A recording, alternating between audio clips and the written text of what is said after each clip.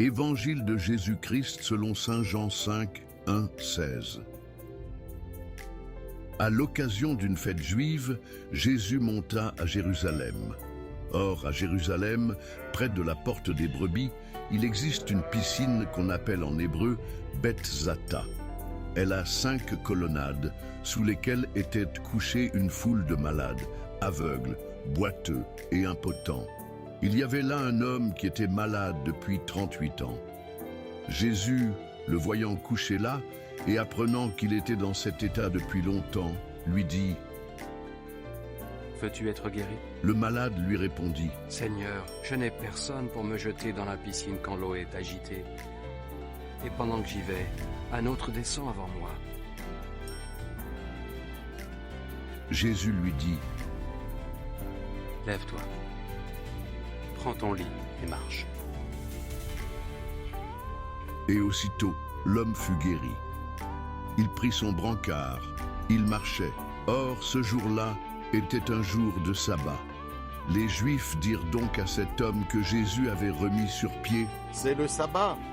Il ne t'est pas permis d'emporter ton lit. » Il leur répliqua « Celui qui m'a guéri m'a dit, prends ton lit et marche. » Ils l'interrogèrent. « Qui est l'homme qui t'a dit, prends ton lit et marche ?» Mais celui qui avait été rétabli ne savait pas qui c'était. En effet, Jésus s'était éloigné, car il y avait foule à cet endroit. Plus tard, Jésus le retrouve dans le temple et lui dit « Te voilà guéri, ne pêche plus, il pourrait arriver quelque chose de pire. » L'homme partit annoncer aux Juifs que c'était Jésus qui l'avait guéri. Et ceux-ci persécutaient Jésus parce qu'il avait fait cela le jour du sabbat. Acclamons la parole de Dieu.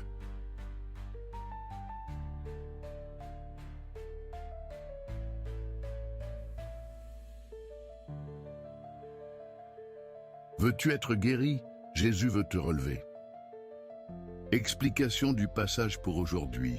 Dans cet évangile, Jean 5, 1, 16, Jésus rencontre un homme malade depuis 38 ans, allongé près de la piscine de Beth Zata. Ce lieu était réputé pour guérir ceux qui s'y plongeaient lorsque l'eau bouillonnait.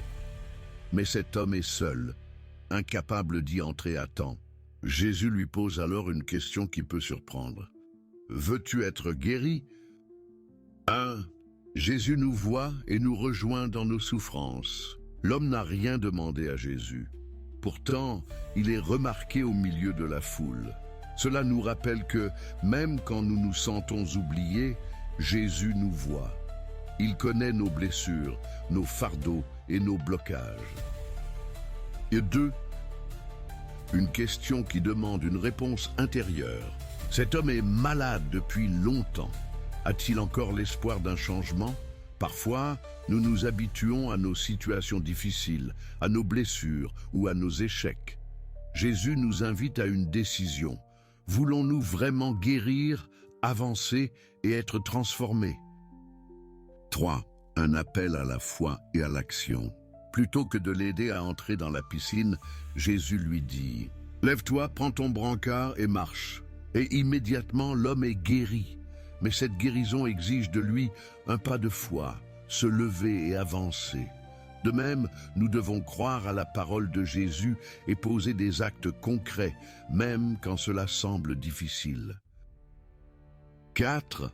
L'opposition religieuse, un cœur fermé à l'amour. Les chefs religieux ne se réjouissent pas de cette guérison.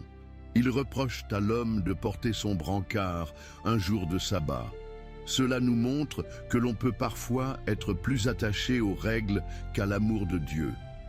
Jésus nous invite à une foi vivante, qui libère et guérit, plutôt qu'à une religion enfermée dans la rigidité.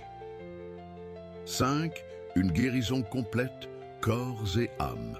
Plus tard, Jésus retrouve l'homme et lui dit « Ne pêche plus, il pourrait arriver quelque chose de pire. » Cela signifie que la guérison ne concerne pas seulement le corps, mais aussi l'âme. Jésus ne veut pas seulement nous libérer de nos souffrances physiques, mais aussi de nos blessures intérieures et spirituelles. Comment vivre ce passage aujourd'hui? Croire que Jésus nous voit et veut nous relever. Même si nous nous sentons oubliés, il est là. Répondre à son appel, sommes-nous prêts à changer et à laisser Jésus transformer nos vies? Poser des actes concrets de foi, se lever, pardonner, avancer, même quand c'est difficile. Ne pas s'enfermer dans une religion légaliste. L'amour et la miséricorde de Dieu passent avant toute règle. Chercher une guérison intérieure, autant que physique. Jésus veut nous libérer de nos blocages spirituels, autant que de nos souffrances visibles. Aujourd'hui encore, Jésus nous pose cette question. Veux-tu être guéri? C'est à nous de répondre et de nous lever pour marcher avec lui.